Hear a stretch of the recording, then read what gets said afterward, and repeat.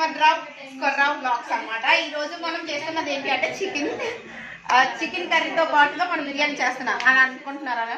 కాదు, చికెన్ బిర్యానీ అనేది మనం చేద్దాం అనుకుంటున్నాం అనమాట. దాని గురించి అయితే ఇక్కడ ఆల్రెడీ చికెన్ అయితే అవుతుంది చూడండి, బాగా బాయిల్ అయితే అవుతుంది అనమాట. దానికి స్పేర్ గా మనం రైస్ కూడా పెట్టాలి కాబట్టి ఇక్కడ రైస్ అనేది అయితే మనం చేస్తున్నాము.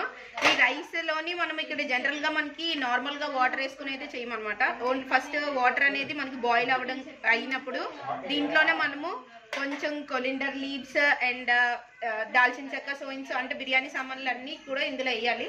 అది బాయిల్ అయ్యేటప్పుడు మనము ఇలా రైస్ వేసుకొని దీన్ని బాగా కలుపుతూ ఉండాలన్నమాట.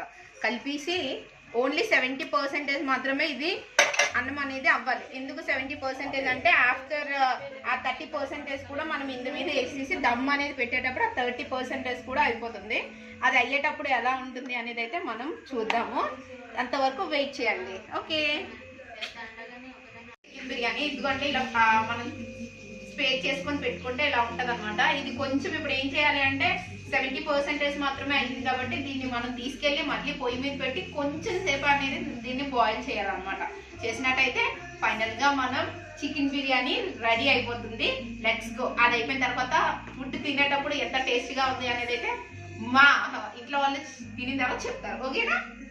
ఇప్పుడైతే సర్వ్ చేస్తున్నాం. చూడండి, బిర్యానీ ఎందాక చూపెట్టాను కదా, చూడండి. భూదేవి అక్క